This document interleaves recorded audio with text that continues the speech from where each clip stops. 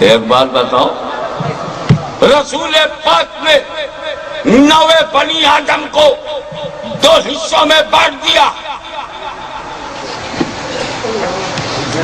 انسانوں کو 2 حصوں میں، کلاسیفیکیشن ان 2 پارٹ.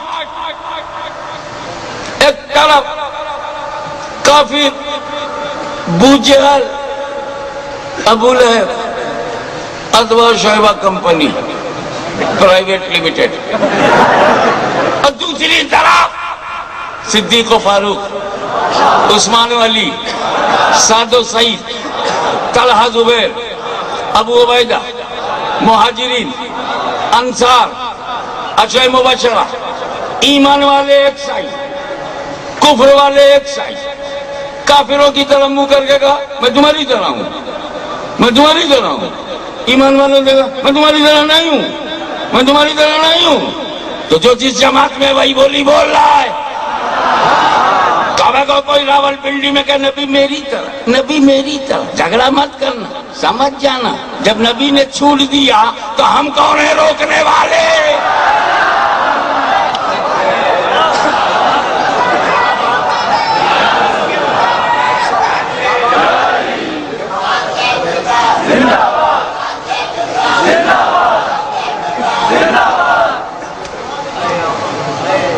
اس موڑ پر ایک بات ہے، اللہ تو نے تو نہیں کہا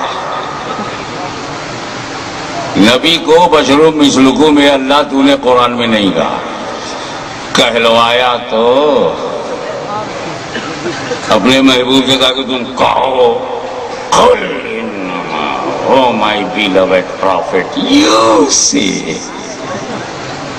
تم کہو. یہ کہلوانے کی وجہ کیا؟ What was the importance؟ اللہ نے جو نہیں کہا وہ کہلوایا کیوں؟ بہت ساری بات علامہ حسین حسین صاحب نہیں کہنا چاہتے، مجھ سے کہلوا دیتے. تو وجہ تو ہوگی نا کہ اگر میں نے کچھ ایسا کہا تو اس معنی میں اس حیثیت سے چلا جائے گا، یہ کہیں گے تو رسپانسبلٹی آئے گی. تو اے اللہ تو نے نہیں کہا، آئی کین انڈرسٹینڈ، بٹ کہلوایا کیوں؟ تو کہے گا تو نبی کہیں گے، تو کہے گا کہنے کو تو نبی کہیں گے. کہلوایا تو اس کی 2 وجہ ہے، ایک مذہبی ہے اور ایک سماجی ہے. یہ حضرت سماجی وجہ ایک دن بیٹھے بیٹھے مجھے معلوم ہوئی، میں نے کہیں پڑھا نہیں، اور جب سوچا تو ٹھیک لگی، اور جب بولا تو فٹ لگی، اور جیسے ہی فٹ ہوئی ویسے ہی ہٹ ہوئی.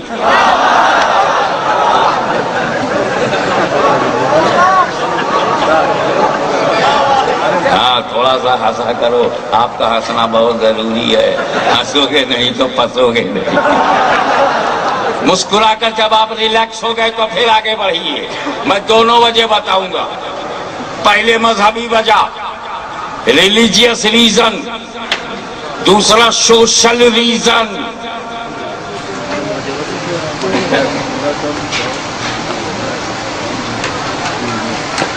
نمرود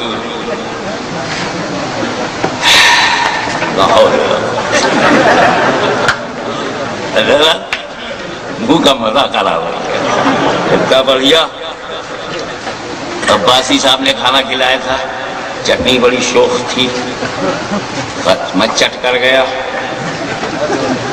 سارا مزہ جاتا رہا. نمرود بے درود، ایک دم مردود، مر جائے نفاتی آنے لگے. میں نمرود کو کہہ رہا ہوں، اگر کسی نے اپنے کو سمجھا تو کانٹیکٹ ثابت ہو جائے گا. میں نمرود نام لے کے کہہ رہا ہوں، تو اپنے کو کیوں سمجھ رہے ہو؟ چور کی داڑھی میں تنکائے گیا. حضرات، ابراہیم خلیل اللہ کی دلیل الوہیت کی روشنی میں جو پچھم سے نکالے اسے خدا سمجھا جائے گا، تو لوگ تمہیں خدا نہ سمجھے. قل انما انا بشر مثلکم. سیدی مرشدی یا نبی، سیدی مرشدی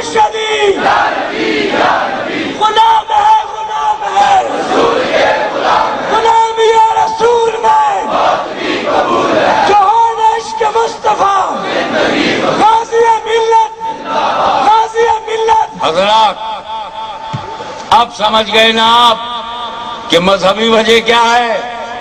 اے رسول تم نے نکالا ہے نا پچھم سے تو تم ہی کہو،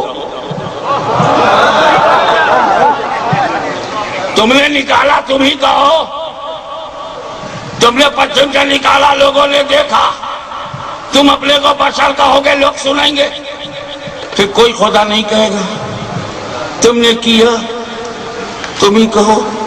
اچھا اللہ رسول کا تعلق دیکھ، اللہ نے پورب سے نکالا، نبی راضی، نبی نے پچھم سے نکالا، خدا راضی۔ یہ چھوٹی سی جماعت بنا کے ناراض بیٹھا ہے، ناراض بیٹھا ہے۔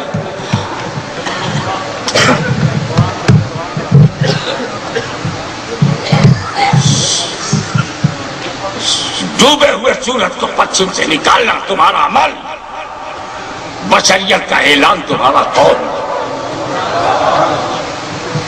قول سے فائدہ یہ ہے جب تم کہو گے میں بشر ہوں میں بشر ہوں تو لوگ تمہیں خدا نہیں سمجھیں گے، میں بشر ہوں میں بشر ہوں میں بشر ہوں تو لوگ خدا نہیں سمجھیں گے، اور جب ڈوبے ہوئے سورج کو پلٹاؤ گے اپنی طرح نہیں سمجھیں گے، اپنے جیسا نہیں سمجھیں گے، اپنے برابر نہیں سمجھیں گے۔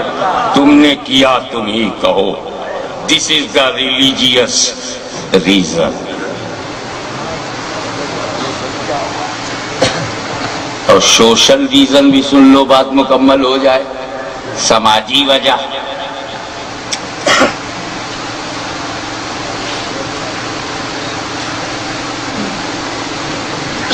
جب کوئی سماج ظالم ہوتا ہے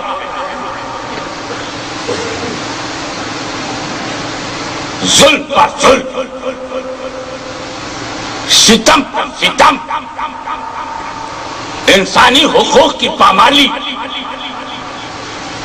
انسانیت کے بنیادی اصول، ہیومن ویلیوز کا خاتمہ، انسانی اقدار کی پامالی، پامال کیے جائے تو یہ بات، یہ سماجی وجہ ایرانیوں کی سمجھ میں نہ آئے ہو سکتا، پاکستانیوں کی سمجھ میں نہ آئے ہو سکتا، عراقیوں کی سمجھ میں نہ آئے سعودیوں کی، لیکن اس سماجی وجہ کو سب سے بہتر ہندوستان کا مسلمان سمجھتا تھا۔ میں ڈنکے کی چوٹ پر ہندوستانی ظلم و تشدد کی آنکھوں میں آنکھیں ڈال کے اعلان کلمت الحق کرتا ہوا ظالموں کو بے نقاب کرنے کی جرات، تمہارے ستم بالائے ستم کو اپنی چھاتی پہ سہ کر کربلا کے شہیدوں کو خراج عقیدت پیش کرنے کا حوصلہ یاد رکھو۔ جب اکثریت ظلم پر آمادہ ہو تو کوئی دوسرا راستہ نہیں بچتا اپنے حقوق کو منوانے کے لیے۔ اب غور کیجئے، رسول پاک کے انسانی حقوق پامال ہوئے، آزادی راج سلب ہو گئی، تجارتی حقوق چھن گئے، حتیٰ یہ کہ گھر نہیں رہنے دیا گیا، راہوں میں کانٹے بچھانا، سروں پر اوچھڑیوں کو پھینکنا، ماننے والوں کو تپتی ہوئی دھرتی پر گھسیٹنا،